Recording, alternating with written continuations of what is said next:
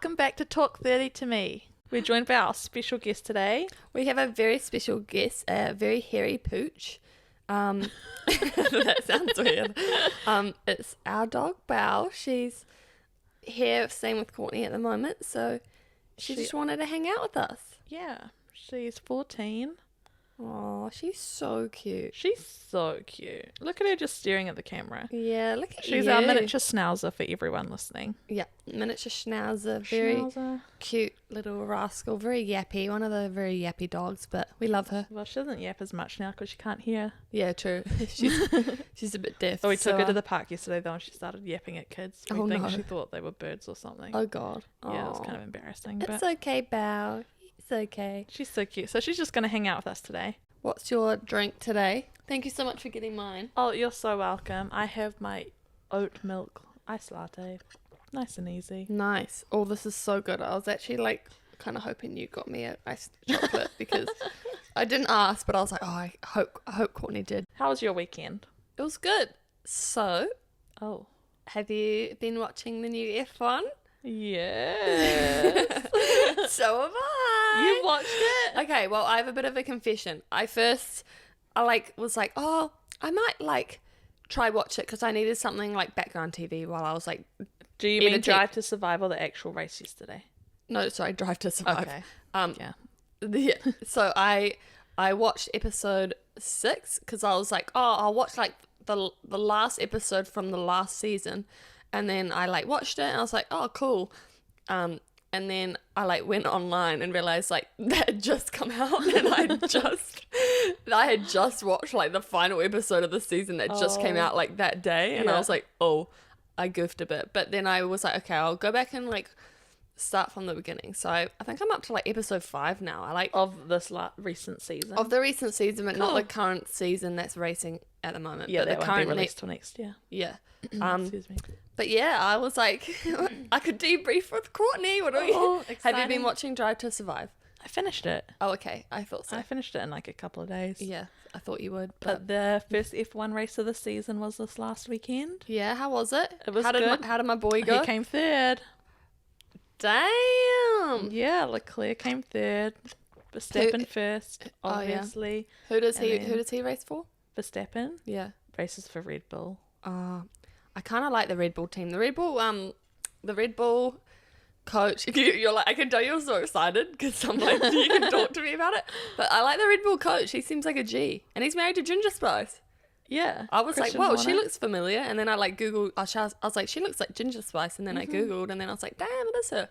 But he seems like super nice. He can be a little savage, but he gave my boy Danny Rick another chance. So Yeah, he we did. got a I was soft going to spot for him. say, I was like, what were your thoughts on Danny Rick going back? I Did mean, you see the part with Liam Lawson? who's that? Oh my god, we talked about this two episodes No, I ago. know, but like what The part? Kiwi driver. I'm he was only up on. to episode 5. Okay, yeah, So I think maybe he I was haven't like seen it. 6 or 7 maybe. Yeah. You'll see Liam Lawson, our Kiwi pal. But also the guy that Daniel Ricciardo like replaced. What are your thoughts on him? He seemed like the pressure got too much to him, you know? Oh, Nick DeFries. Yeah. Poor baby. Yeah. He but did is really- he nice? Because he seemed Yeah. kind of like dicky to that sorry, what's the other driver who was racing next to Daniel Ricciardo? Yuki. Yuki, Tsunoda. yeah. He was like kind of being like kind of mean to him. I was like, oh mate, leave him alone. Nah, Yuki's kind of funny. Oh. In interviews, people ask Yuki what his dream job is, and everyone else is like, oh, to win a world champion. And Yuki's like, to own my own restaurant. Oh, bless. It's so I kind of funny. love that though. I know, but he's kind of like... He might be playing though. He might be like, oh, no, fuck he's it. dead serious. Oh my he's God. just there to He's just like- like hang he's like- out for a couple of years to get the money, probably to open his own little Oh restaurant. my God. But Get yeah, the fame. he's a little rammy on the old track. But yeah, Nick DeFries, poor thing.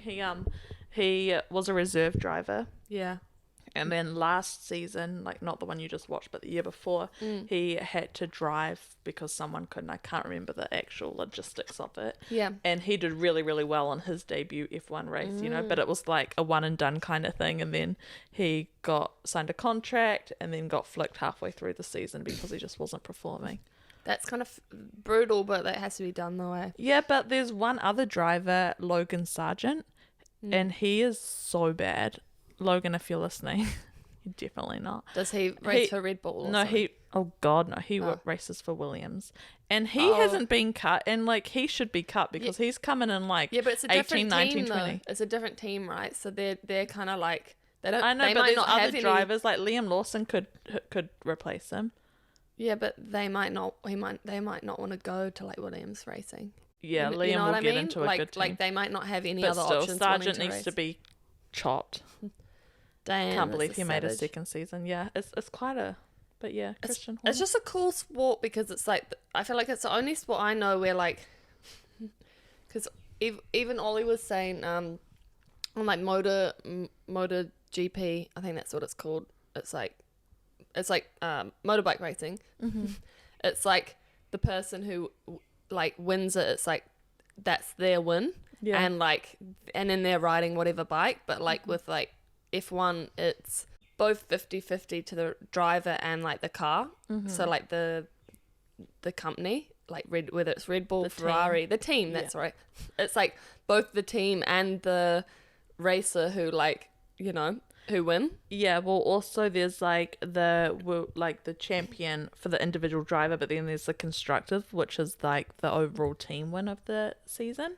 Yeah. As well. So, and then some teams as well, like depending on what their lineup is for the constructors and where they're sitting, like on the table of where they're going to be placed for the season, that like the whole team, they'll be driving and it might be like, okay, you have to let blah blah blah pass you, just so they can get more points, so they can like overall do better as a team. Like even though it's an individual sport, well, it's more of a team sport than an individual sport. That's kind of what I like about this. I feel like it's the only sport where like you have both the team and the person. Yeah. Which is kind of that cool. come out on top. Yeah, and also next year, in 2026, they are restarting like from scratch again. I can't remember how many years it happened. I asked Jonathan, he wasn't sure, but they start with a new engine, so then everyone's back on the even playing field. Whoa, is that how it works? Yeah. Whoa, that's so cool. So in 2026, it's going to be like, okay, we're restarting from scratch. Everyone's on the exact same playing field now. You know, you've got a new engine. What can you do with it? Wow, that's so cool. Yeah. I like it. Anyway, I'm getting real into it. I haven't seen my boy Leclerc yet. You will. Also, I told a few people about our rate rankings, and they all guessed Leclerc. Yeah. I was like, oh, okay. I was like, either I've got like a real obvious type, or he is just the most attractive. Although, when I'm watching the show, I quite like some of the other. Oh, which other ones? I can't even remember now. What's his name? Is it Landon? Is that Lando? Norris? Yeah. What's he's like? He seems kind of like cool. I just watched the episode where it was like spoilers ahead if you haven't watched the new season out on Netflix of Drive to Survive, but how for Lando Norris how the car like wasn't performing and it was like, oh, is he gonna leave, do you reckon he's gonna leave? No. Yeah, they played that up so hard for someone that's like very much contracted to stay for the foreseeable is future. he actually contracted? Mm-hmm. But like, can he not just like leave if he wants? You can't break a contract. How contracted is he? Like how many years? Usually they do up to 4. Oh, okay. 3 or 4 at a time. Plus, him and the McLaren like guy have been like homies for ages, so it would be weird. Yeah, Zach Brown. Yeah. Well, he started in. He also seems really nice, that McLaren guy. He just seems like one of the.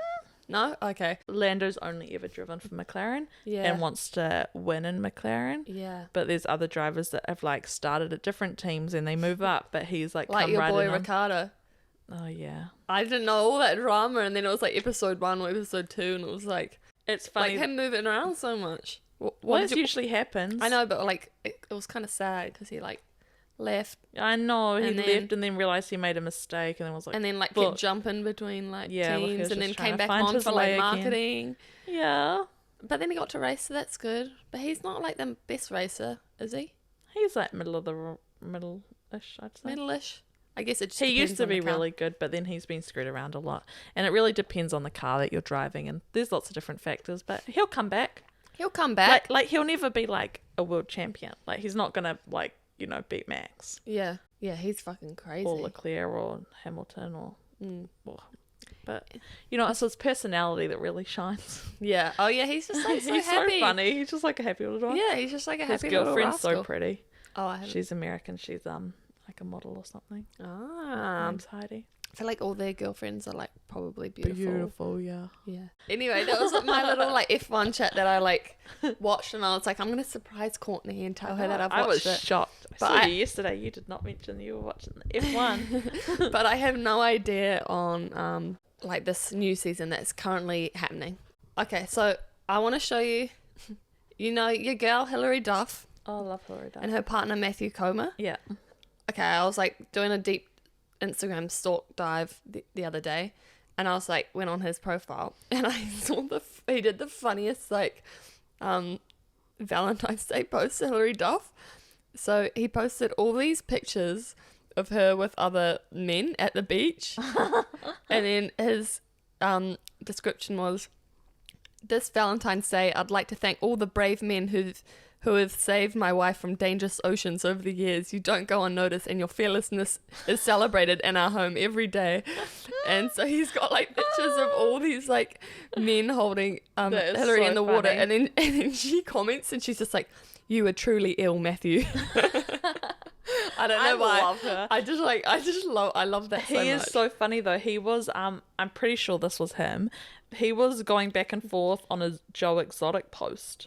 Oh my God. A few months ago. I'm like, yeah, man, like when you get out of prison, we should hang out. Oh my God. Or like, are you allowed visitors or phone? Like it was, I'm pretty sure this was him. So funny. It was so funny. And then I was like, yeah, like I love listening to Hillary's music. And he's like, oh, we should meet up sometime when you get out. Like, what? It's so, I think he just so like funny. takes a piss. I think he just trolls everyone. Yeah, eh? but it's so good. But I loved her comment, like, "You were truly ill, Matthew." That is actually so I was funny. just like, fuck, I love I him. love Hilary Duff. Yeah, she's so She cool. is like so underrated. Yeah, she's a queen that's never left. Yeah. Always been a queen, always will be. Yeah. Amen. Get on sister. the pod. Get on the pod. Hillary, come on the pod. We'd love to have you. We would. Okay, so because we had so much fun doing the reading Reddit stories, we're going to bring this back and try do this, you know, as much as we can because it was so much fun. So we're going to do, first we'll do Am I the Arsehole? And then there's a page as well called Unpopular Opinion where people just say weird things. So we'll jump into that in a bit. But so the Am I the Arsehole? Ooh. So it's labeled girlfriend looking through phone. Oh. My girlfriend so the girlfriend's 20 and the guy's 22. Not that matters, but that's just Reddit for you. My girlfriend asked me if she could go through my phone out of the blue last night. I told her no and that she should respect my privacy. She's now upset with me and telling me I'm cheating on her and that I've ruined trust in our relationship by saying no. What should I do? Am I in the wrong? Oh. What are your thoughts? You're not in the wrong. How long have they been dating? I don't Not that it really matters. I'm just curious. Yeah, I don't know. They didn't say how long they've been dating, but I think you don't have a right to go through someone's phone. yeah, exactly. And also like bombarding it on them like that. Like even if he was like, oh, I can go, only if I can go through your phone, then like she's prepared, you know, because she's probably gone through her phone in case he said that beforehand. I agree. I don't think anyone else has the right to go through your phone whenever they want. I think, you know, like asking to do that is implying that you don't trust the person, and if you don't trust the person, you've got a bigger issue than them not letting you go through their phone. Agreed. However, just being devil's advocate, is it better that she asks instead of just doing it without asking? I think doing it without asking is think definitely it's like better that she asked at least. Well, yeah, I think it's good that she asked, but also like when he said no, she was like pissed off at him, and yeah, I think that's pretty not right. It's an interesting one. It's kind It of is. also showing, I feel like, their maturity and age as well. True, like maybe early the age 20s. is important in this one because I remember in relationships in my early 20s, and I'd never asked to be like, oh, can I go through your phone? But there was definitely times when I was like, some weird stuff is going on. Like, let me have a little checkaroony. Yeah, true. You got to trust your instincts. You got to trust your instincts, but it's nice that she asked. Yeah, I mean, we've both been there. I had a previous partner who, you know, cheated on me, and I like sensed things were wrong, and and so like, you know, there were moments I'm ashamed to say that I did need to check, but also that was like in that specific relationship, and I've like made sure never to bring those insecurities into another relationship. So also making sure that you know, if she's insecure when she's entering the relationship with this guy, then they're kind of screwed because she's like lost trust already from a previous partner. She's bringing that into Into this relationship. yeah. And that's the main thing I always say is don't bring your old baggage into a new relationship, because it's not his fault if she's got trust issues before. But interesting. Like, you need more context, I feel like. yeah, It's that like was a usually short one. usually my ones I find are really long. It's an interesting concept, but there's just not enough context. Like is there trust issues before? Like, has he cheated? And then it's like, True. and then she's like, okay, I'm sensing weird stuff again. Can I check your phone? Because Yeah. then I'd be like, yeah, hand over the phone. Yeah. And then Totally. That's so true. Like, if or does he something have had like happened, or is he not showing up when he's supposed to be showing up somewhere? Or is Yeah. he saying that a friend is, just a friend, but she has proof that they're not? Or has she Yeah. had proof otherwise? Yeah. And she's trying to, like, get him to fess up yeah, herself. I don't know. Interesting. that's very true. I think There's a lot definitely more more context context needed needed. in that situation. But off the bat, he's not the asshole. But that also could depend on the context of the situation. Whether, I think so. How do you feel about partners having passwords to phones? I think it's fine. Yeah. I don't. I Jonathan and I have each other's passwords. We don't. Yeah, well, I don't even. Ollie knows mine. To be fair, all my friends know mine, because when I'm drunk, I've made sure they all know my password so they can get to my phone. But Yeah.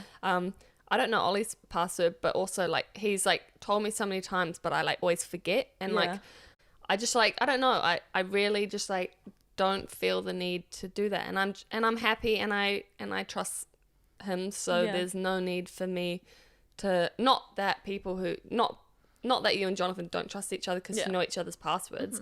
I just personally I just always like forget his, and there's no need for me to go on his phone unless I like need to, I don't know, change a song or something when we're driving, that's or fair. even then, like I just don't, I feel don't like- have a need to go on his phone. Yeah. I go on Jonathan's, but not to like look at anything. It's just like if that phone's closer and I want to Google something or look something up, I'm just like, I just grab whatever phone's closer. Well, to be fair, Ollie gets annoyed at me because I'm like, oh, can we Google something? Like, because he's got better data, and then he'll be like, and he'll hand me the phone, and I'm like, no, I need your like fingerprint, and he's just like, bloody hell, just learn my password already. I'm like, oh, I don't know, like, That's so funny. I just like forget. Well, that was a good question. Yeah. Anyway, would you it. like to Mine's a little longer, but I still tried to find a short one because I'm aware that I'm not really No, good it's at good. speaking. So my one Yes. is, am I the asshole for not wanting to adopt my fiance's child from another relationship?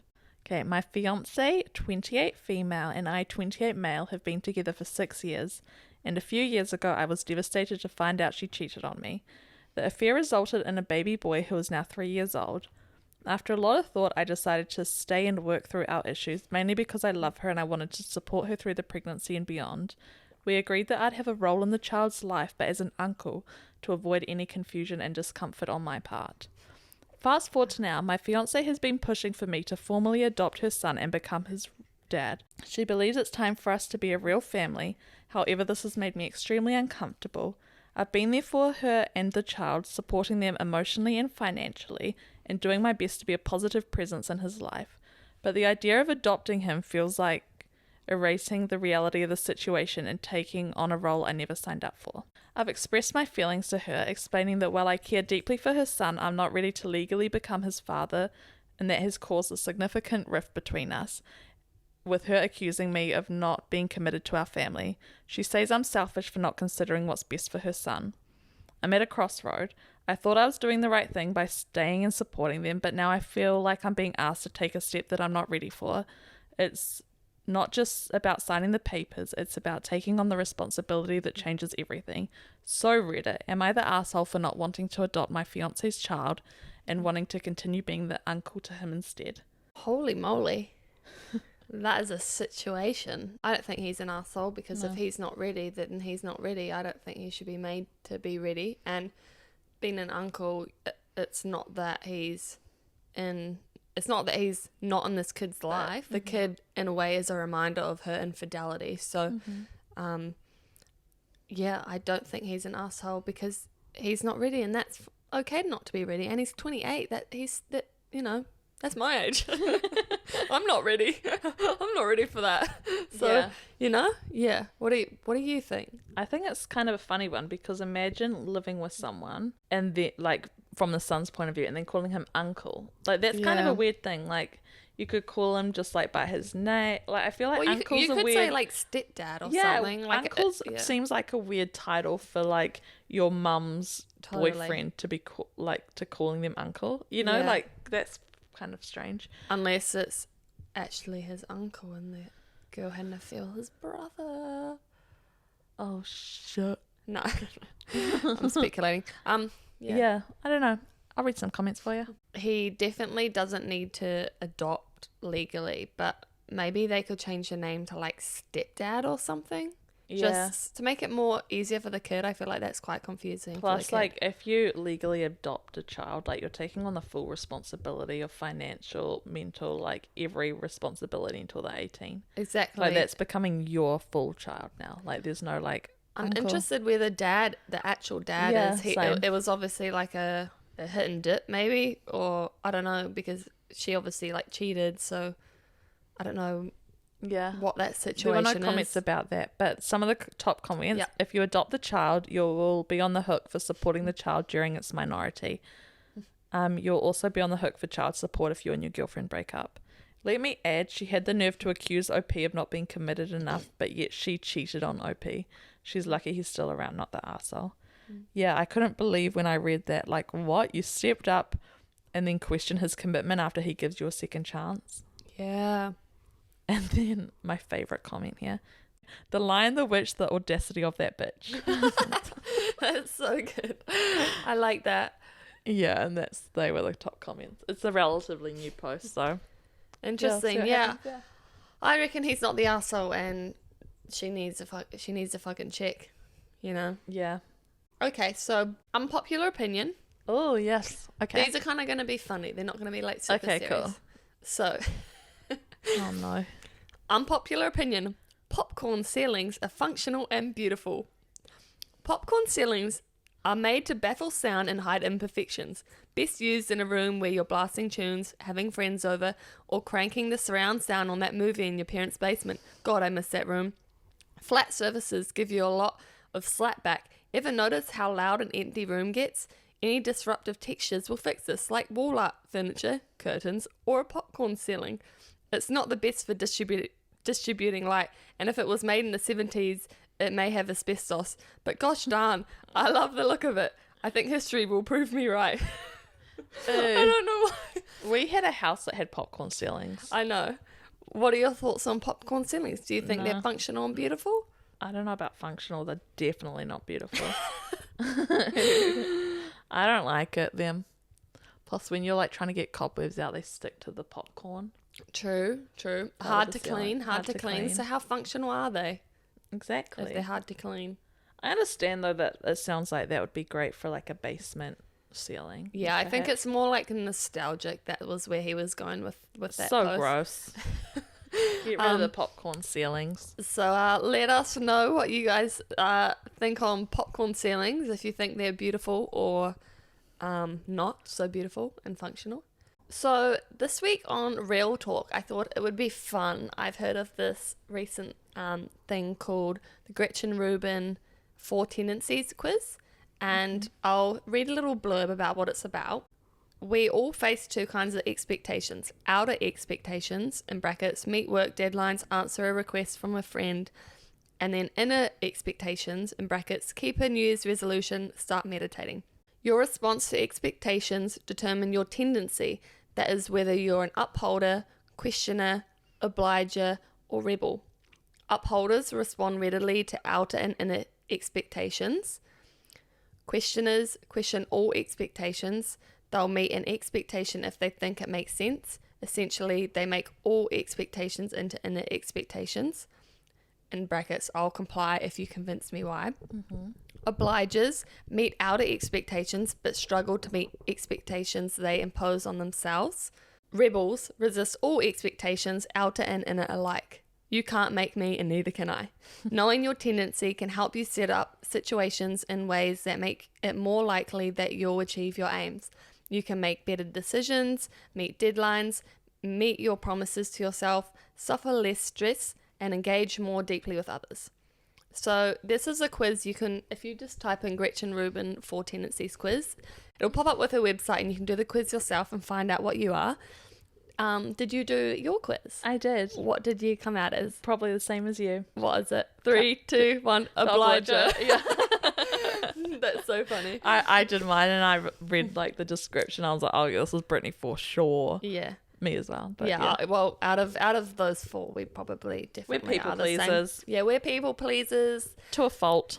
Which I quite found interesting because it's you're people pleasers, but then you need to learn to do things for yourself as well, which we're terrible at, or I know I'm terrible at. I'm shocking at, but we're working on it.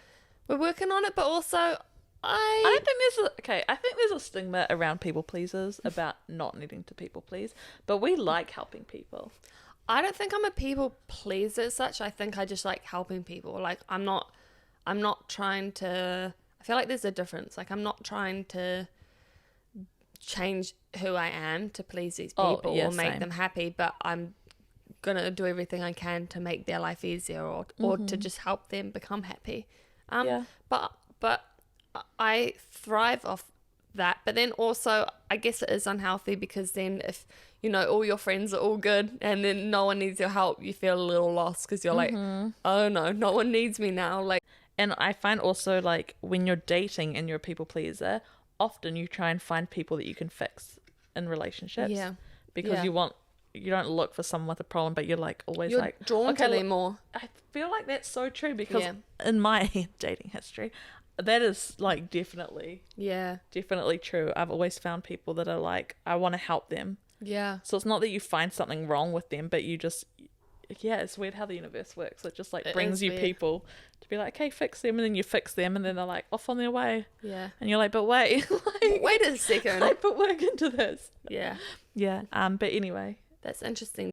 Do you think with this certain person who I've just mentioned to you, do you find that you were attracted to them because you felt like you needed to fix them? I don't think I was attracted to them because I felt like I needed to fix them, but it was definitely like I was attracted to other things about them. Yeah. But then when you're really getting to know someone, you find like out a lot about them, obviously. Yeah. And it definitely became like, oh, like, like we can work on this, we can work on that. Yeah. And then just by default, you end up fixing or trying to fix them. Yeah. And not and not in like a weird like trying to change them way, but just like you just want to help them. You're like, oh, like this looks like a hard area in your life. Like, what can we do to make it better? Like, how can we improve on that? Yeah. How can we make this a positive situation? I think it's important as well to just mention you can fix someone. Oh, sorry, you can help someone. But you should never try change anyone. I think that's absolutely that's the most important. We'll talk about that in the next couple episodes with toxic relationships, but never ever try to change someone. But you can help them, and also at the end of the day, they're the only ones who can help themselves. So you can only do so much. You can support them and suggest things, and they might be like, wow, I've never thought of it that way. But I think it's at the end of the day, it's on them, right? So. Yeah, absolutely. I think it's more, I was just happened to find emotionally unavailable people. Yeah. And then you want to make them like emotionally available. Yeah. What did you have any other thoughts on the 4 Tendencies quiz? Or? Not necessarily, but have you heard of the Happiness Project? Yes. She was the author of that book. She has is it the Happiness app or Happy? Yeah, I think it's Happy. There's the Happier app. I think it's the Happier app. Okay. Yeah.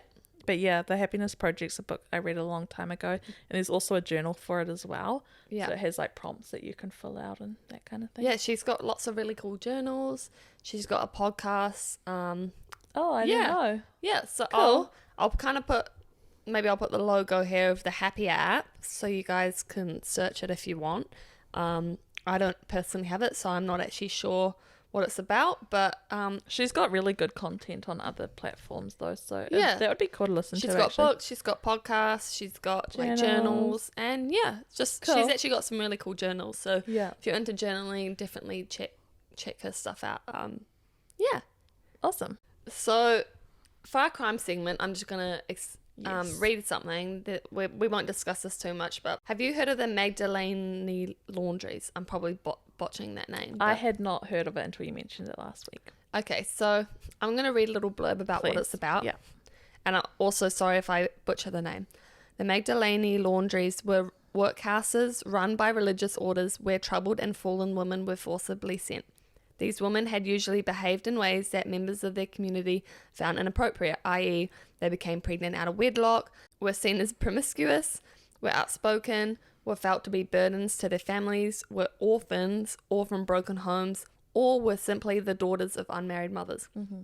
Not only were they imprisoned within these institutions against their will and often had their children taken away from them, the inmates of the laundries were also forced to carry out unpaid labour 7 days a week and were malnourished and kept in unclean living spaces, suffering mental and physical abuse. The women and girls were sometimes confined to small windowless spaces or kept behind high walls lined with shards of glass. The women and girls weren't allowed to speak, weren't allowed to make outside contact, had their names changed and were ordered not to speak about their home lives.